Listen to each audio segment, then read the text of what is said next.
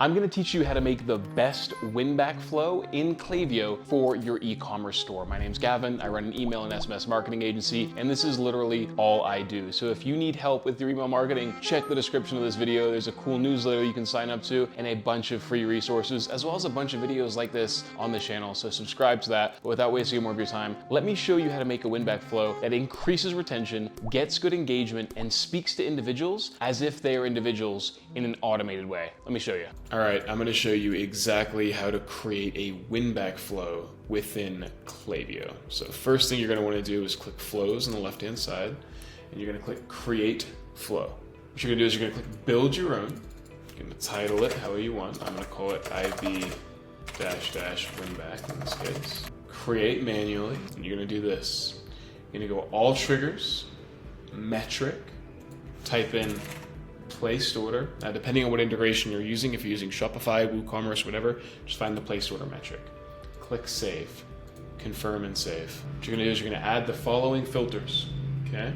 So now this flow is gonna be triggered off of somebody placing an order. Now, if you have a massive shipping time, by the way, if your shipping is long, like it takes more than a week or 2 weeks for your item to be delivered, change the metric to fulfilled order, as that'll give you a closer time to when somebody has received their item and when you should start upselling and cross-selling. So we're gonna go profile filters, we're gonna go add profile filter. Yeah, add profile filter with somebody, or first of all, if someone can receive email marketing, and what somebody has done, placed order 0 times since starting this flow. Because when they start this flow, you want to ensure that they are no longer getting the messaging. Because this message is designed to increase, rather get somebody to place another order after this initial purchase. If they place that order, you want to kick them out of the flow. There's no need.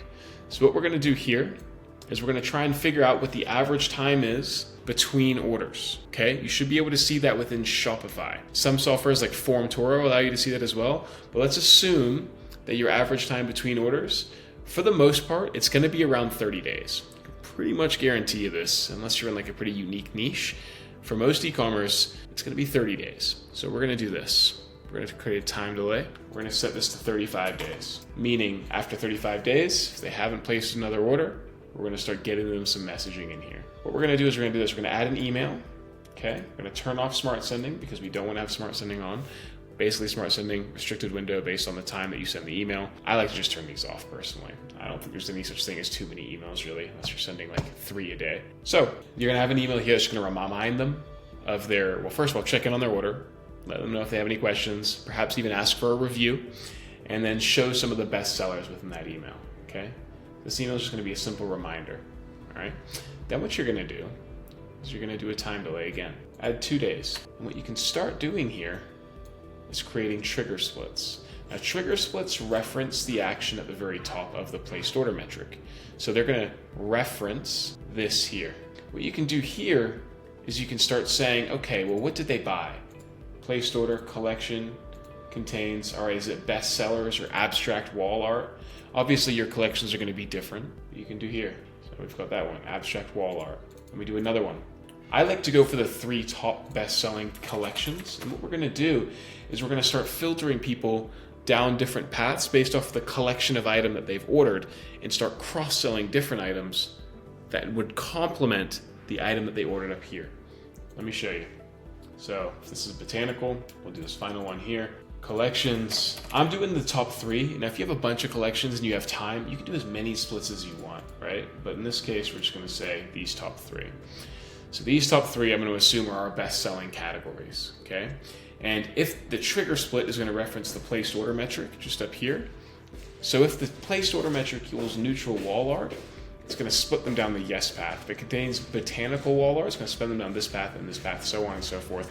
Note, we have contains. So if their order contains multiple items, it's going to reference neutral wall art first, and then botanical wall art second. So if your order contains neutral wall art and botanical wall art, and when they've ordered 2 items, it's going to send them down this path. So make sure when you're setting up these trigger splits, if you're doing the contains, because you can do equals, meaning it's only has to equal exactly that. If you're doing contains, make sure it flows according to what item sells the best. Okay, so neutral wall art, we're going to assume this is our best seller. We're going to send them down this sequence here. Botanical wall art here, abstract wall art here, And then if they don't match any of these, meaning it's a miscellaneous item or it's one of the items that don't match this, we're going to send them here. What we're going to do is add emails here. And then we're going to write these emails based off of what we think would naturally cross-sell. So if they've bought neutral wall art, we can pretty confidently assume they're going to want to buy more neutral wall art. So we can cross-sell more items within that category. This is where we start personalizing the email to the individual's purchasing behavior. Recommend neutral wall art, botanical wall art. Now, this is art, so we can assume that it's a preference-based thing. So we can assume that we can sell more of the same here. If you're a supplement brand though, or if you're a furniture brand or something like that, it may be that you want to cross-sell into other categories. For example, we have some furniture clients of ours who sell tables. Odds are they're not going to buy 2 tables, right? So if this was tables just up here, we'd start cross-selling other things like chairs. And this is where the cross-selling aspect comes into the email marketing strategy to really laser this stuff in. So that's what we'll do there within these emails. Now, we're cross-selling different things. This final email over here, obviously, this means no one or none of these conditions have hit, meaning this email here needs to be a little bit more generic in terms of its recommendations. So just highlight your best sellers because we're trying to use a catch-all category because it hasn't met any of these other categories here. Perfect. So now we're going to do this here. We're going to sync all these emails up, meaning everyone comes back into the same path. We're going to add a time delay, 2 days, and then we're going to do this. Conditional split. Note that is different from the trigger split. Conditional split, what someone has done, placed order equals 1 overall time. Save. We're going to add an email here. This email here, turn off smart sending obviously, is going to be a plain text email, meaning no creative. It's written if it's coming directly from you and me. I'll show you how to do that in a second. That gives them an offer. This is going to go to people who are first-time customers, and you're only giving an offer for people to make that second order. You're not giving the discount to everybody. First-time customers get the incentive. So this email here is going to be a plain text email ready in the offer. The reason I have an offer for these people here is because I don't want to give everybody a discount constantly, but I do think there's merit in giving someone an incentive to become a repeat purchaser, which means they're probably going to be a little bit more loyal in the future, and they're going to be a hell of a lot easier to sell to further down the road. So if you can get that second purchase here, do so by using an incentive. Now let me show you how to create a plain text email. The reason we use a plain text email here is because we can write it as if it's coming directly from a person, a one-to-one conversation. Those get better deliverability because Gmail and Hotmail and those platforms see them as if it's coming from a person rather than a brand, meaning it doesn't put it in the promotions folder. So more people are going to read that email, and also it seems a bit more human, right? You could say something like, hey, it's me, Gavin. I would like to give you a discount. Obviously, word this better, right? But there you go.